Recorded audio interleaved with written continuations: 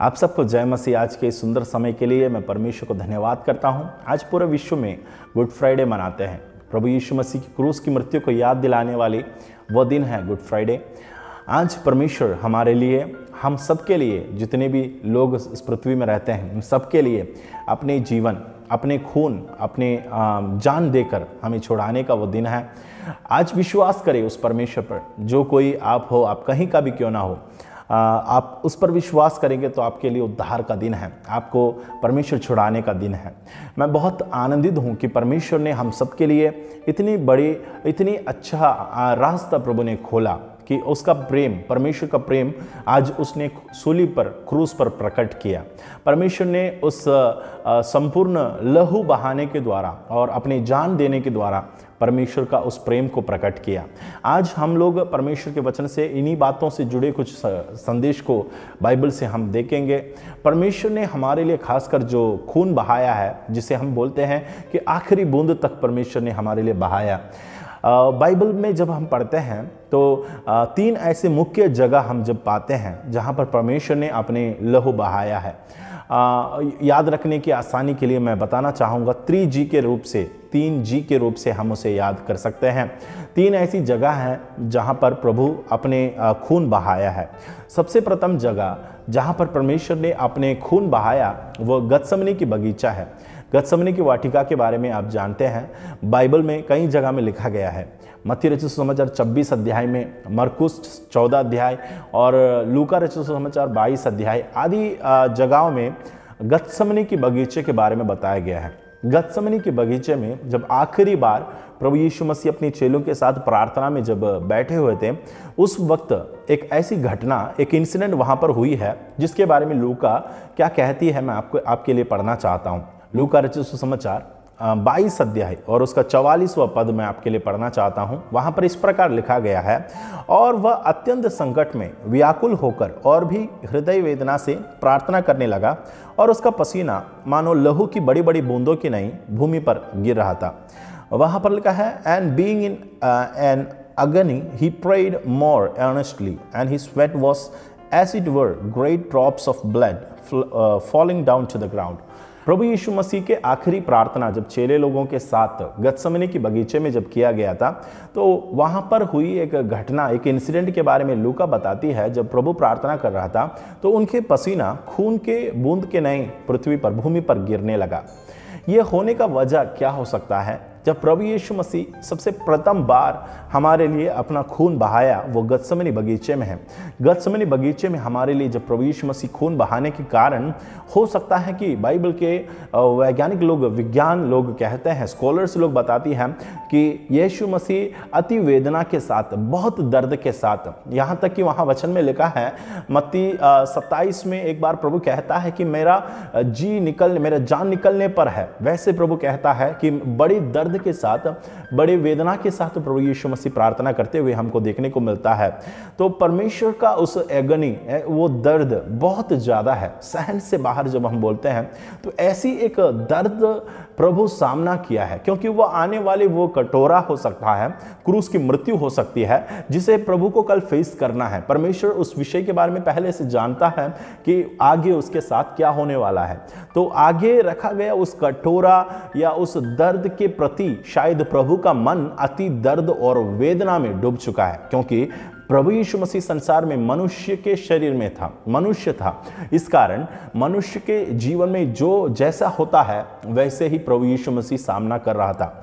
तो उस वक्त एक ऐसी घटना हुई है करके बाइबल में लिखा है, जिसे मेडिकल साइंस वाले लोग इस प्रकार कहती है कि वो हो सकते हैं कि मेडिकल कंडीशन है, जिसे हीमाटाइड्रोसिस कहती है। हीमाटाइड्रोसिस, आप लोग उसको गूगल आदि चीज़ों में सर्च करके आप देख सकते हैं। हीमाटाइड्रोसिस एक ऐसी अवस्था है, बताते हैं, जब ओवर प्रेशर होता है मनुष्य के शरीर में, बहुत ज़्यादा दुख, बहुत ज़्यादा एगनी होती है, तब हमारी स्वेट ग्लैंड्स जो होता है ना, पसीना जो बहते हैं, वहाँ ग्लैंड्स से उसके आसपास के वेन्स रप्चर हो जाती है, और उस वेन और उस खून उस पसीना के द्वारा बहने लगता है। एक ऐसी स्थिति है, बताया जाता है, जब बहुत अति दर्द के साथ ये पैदा होती है करके बताते हैं। हो सकता है कि प्रभु यीशु मसीह के साथ भी ऐसी घटना हुई हो। प्रभु यीशु मसीह का दर्द सहन से बाहर है और प्रभु यीशु मसीह के शरीर में इतनी बड़ी प्रेशर है कि आने वाली उस कठोरा और सामने करने वाली उस मौत और पूरे विश्व का, संसार का पाप परमेश्वर के ऊपर है, प्रभु के ऊपर है। इस कारण यूहन्ना बपतिस्मा देने वाला यीशु को देखकर यह कहा कि वो पृथ्वी का पाप को उठा ले जाने वाली परमेश्वर का वो मेमना है। तो पूरे विश्व का पाप का बोझ आप समझ सकते हैं, पूरे विश्व के लिए छुटकारा है। मनुष्य किए गए हर एक अधर्म का बोझ प्रभु यीशु के कंधों पर है, तो वो सहन से बाहर होता है। इस वजह से शायद हो सकता है यीशु मसीह का पसीना खून के बूंदों के नए वहां पर टपकने लगा।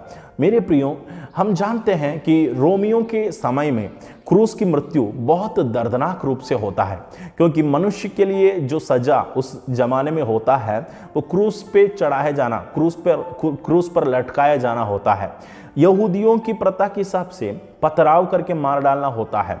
ग्रीस, अगर यूनानी लोगों का शासन होता तो शायद तलवार से वो काट देते, मगर यहाँ पर हम देखते हैं कि रोमी लोग अपराधियों को किस प्रकार से सजा देती है।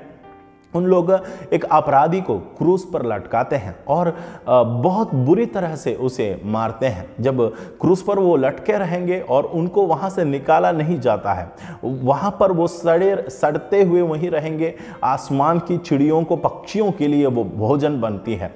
इस प्रकार उनका लाश वहाँ सड़ना चाहिए। ये रीति यीशु मसीह का उस क्रूस की मृत्यु में होना था, मगर प्रभु यीशु मसीह के साथ ऐसी घटना नहीं हुई। फिर भी प्रभु यीशु मसीह को क्रूस पर लटकाया गया, क्योंकि वचन में जितनी बातें लिखी गई है उन सारी बातें पूरी हो जाए। तो मेरे प्रियो, हम देख सकते हैं कि प्रभु यीशु मसीह मनुष्य के पाप के उस प्रायश्चित के लिए अपने ऊपर पूरे विश्व का पाप का बोझ उठाया है। इस कारण अति दर्द के साथ, हृदय की व्यथा के साथ परमेश्वर वहां पर घुटने टेके हैं, प्रार्थना किया है, तो उसका पसीना खून के नए टपक रहा है। ये कहाँ पर हुई? यह है हमारे पहले जी, जो फर्स्ट जी मैंने बोला, गत्समनी के बगीचे में हुआ है। गत्समनी की वाटिका में ये घटना होने का पीछे एक और बात, एक और कारण मैं बताना चाहूँगा कि देखो, प्रथम मनुष्य अदन की वाटिका में था। अदन की वाटिका में मनुष्य ने पाप किया। मनुष्य का पाप की उत्पत्ति अनाज्ञाकारिता, मनुष्य ने पाप करके परमेश्वर से दूर चला गया, वो एक वाटिका में हुई है, एक गार्डन में हुआ है, एदन गार्डन जो हम बोलते हैं। अदन की वाटिका में मनुष्य परमेश्वर से दूर चला गया। पाप मनुष्य को परमेश्वर से अलग किया। अब देखो, अंतिम आदम बनकर प्रभु यीशु मसीह आया है। प्रथम आदम अदन की वाटिका से दूर चला गया, यहाँ पर अंतिम आदम बनकर प्रभु यीशु मसीह एक और वाटिका में आई है। वो वाटिका का नाम गत्समनी वाटिका है। गत्समनी जो शब्द है, गत्समन जो शब्द है, उस शब्द का अर्थ होता है ऑयल प्रेस होता है। ऑयल प्रेस यानी जहाँ पर ऑयल आदि चीज़ों को बनाया जाता है और उसकी चक्की है, वहाँ पर ऑयल आदि, ओलिव पेड़, बहुत ज़्यादा ओलिव पेड़ होता है, उससे ओलिव ऑयल आदि चीज़ें जो बनती है, और वाइन प्रेस होता है। ऐसी कई प्रकार की प्रेस इस्राएल देश में पाई जाती है। तो ये ऑयल प्रेस जिसके नाम से ये जाना जाता है। अदन की वाटिका में आदम परमेश्वर से पाप करके दूर चला गया, तो उसका दर्द यहाँ पर प्रभु यीशु मसीह के ऊपर हो रहा है। आदम मनुष्य से परमेश्वर से पाप करके दूर चला गया, मनुष्य परमेश्वर से दूर चला गया। वह अदन की वाटिका में था। अदन की वाटिका, एदन जो शब्द है, एडन जो गार्डन है, एडन शब्द का अर्थ होता है द प्लेस ऑफ प्लेजर, यानी खुशी और आनंद की स्थान है, एक स्वर्ग की बराबर है, पैराडाइज के समान है। वो ए प्लेस ऑफ प्लेजर होता है जहाँ पर आनंद ही आनंद था, खुशियाँ खुशी थी। मगर यहाँ आज देखो, मनुष्य के पाप के चलते प्लेस ऑफ प्लेजर से लेकर एक बड़ी प्रेशर की स्थिति में प्रभु यीशु मसीह पहुंची है। एक बड़ी प्रेशर परमेश्वर के ऊपर, यानी जो दूसरे आदम बनकर प्रभु इस संसार में आया, उनके ऊपर हो रहा है। मनुष्य के पाप का बोझ के वजह से एक बड़ी प्रेशर, एक बड़ी दर्द, एक बड़ी दबाव प्रभु के ऊपर हो रहा है। इस कारण यीशु मसीह की वेन्स रप्चर होता है और देखो, पसीना से होकर खून भी बहने लगता है। प्रथम जगह जहां पर प्रभु ने हमारे लिए अपना खून बहाया वो है गत्समनी बगीचा। दूसरा जी हम देखेंगे वह है यूहन्ना रचित सुसमाचार 19 अध्याय और उसका 13वां पद मैं आपके लिए पढ़ना चाहूँगा।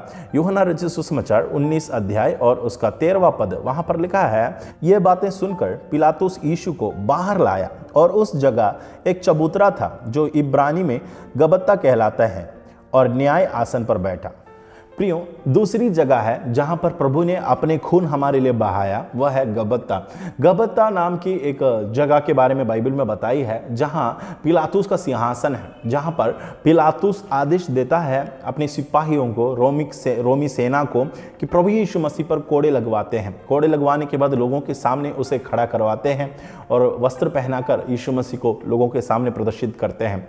तो देखो, गबत्ता एक ऐसी जगह है जहां पर प्रभु ने हमारे लिए इतने कोड़े खाए थे। वचन में लिखा है वो एक कम 40 यानी 39 कोड़े यीशु मसीह खाया है। ये कैसे हमें पता चलता है कि प्रभु यीशु मसीह 39 कोड़े खाए हैं? बाइबल में कहीं ये स्पष्ट रूप से नहीं लिखा गया, क्योंकि रोमियों के द्वारा ये कोड़े दिलवाए गए थे, तो कोई उसकी गिनती का कोई अनुमान नहीं था। अगर यहूदी लोग होते तो यहूदियों के नियम के अनुसार हम व्यवस्था विवरण में हम पढ़ते हैं कि उसका 25 अध्याय व्यवस्था विवरण और उसका दूसरा और तीसरा पद आप ध्यान दें, वहां पर कुछ बातें लिखी गई है। व्यवस्था विवरण 25 और उसका दूसरा और तीसरा पद मैं आपके लिए पढ़ता हूं। वहां लिखा है, और यदि दोषी मार खाने के योग्य ठहरे तो न्यायी उसको गिरवाकर अपने सामने जैसे उसका दोष हो उसके अनुसार कोड़े गिन गिन कर लगवाए। और वहां लिखा है तीसरा पद में, वह उसे 40 कोड़े तक लगवा सकता है, इससे अधिक नहीं लगवा सकता। ऐसा ना हो कि इससे अधिक बहुत मार खिलवाने से तेरा भाई तेरी दृष्टि में तुच्छ ठहरे। तो देखो, व्यवस्था इस प्रकार बताया जाता था कि 40 से अधिक नहीं होना चाहिए। हमेशा व्यवस्था का उल्लंघन ना हो सोचकर यहूदी लोग 40 से एक कम मारता था, कहीं गिनती में गड़बड़ी ना हो, है ना। अगर 40 बराबर गिन के मार के अगर एक भी बढ़ गया तो फिर व्यवस्था को उल्लंघन होता है। इस वजह से यहूदी लोग क्या करता है, एक कम 40 वे कोड़े लगवाते हैं। इस कारण पौलुस भी अपने अनुभव के बारे में बताता है कि यहूदियों के हाथ से 5 बार, है ना, 39 बार उनको कोड़े खिलवाया गया करके लिखा गया है। तो पौलुस भी अपना अनुभव बताती है। तो प्रभु यीशु मसीह, आज वह दिन है जिस दिन प्रभु यीशु मसीह हमारे लिए 39 बार कोड़े खाए। वो यहूदियों के हाथ से नहीं। यहूदियों के कोड़े और रोमियों के कोड़े में काफी फर्क है। रोमी सेना के कोड़े ऐसे कोड़े हैं जिसमें आप देखोगे तो बहुत, जैसे मछली का जो हुक होता है, मछली को फंसाने वाली जो हुक होता है, वैसे हुक से उसमें लगाया गया है। उसके बकल्स जो नीचे लगा रहता है वो बहुत शार्प है, वो बहुत तेज है, कीले के जैसे हैं। और वो जैसे ही वो उससे कोड़े लगवाते हैं तो पूरा शरीर का मांस वहां से उधड़ जाता है, पूरा शरीर में वहां से मसल्स ब्रेक हो जाता है। तो प्रभु यीशु मसीह को अगर 39 बार रोमी सेना के द्वारा कोड़े खिलवाया गया है तो यीशु मसीह खड़े होने के लिए भी उसके अंदर ताकत नहीं रहेगी, क्योंकि पूरा मसल्स ब्रेक हो जाता है, हर एक मसल चूर चूर हो जाता है।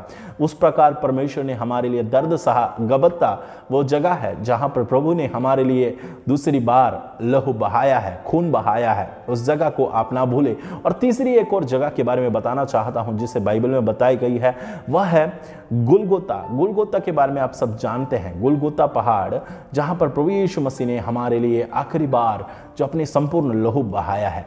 गत्समनी बगीचे में प्रभु ने हमारे लिए खून बहाया और गबत्ता में प्रभु ने हमारे लिए खून बहाया। और देखो, गुलगुता पहाड़, गुलगुता शब्द इब्रानी भाषा का है, जहां खोपड़ी का स्थान उसे कहा जाता है। लैटिन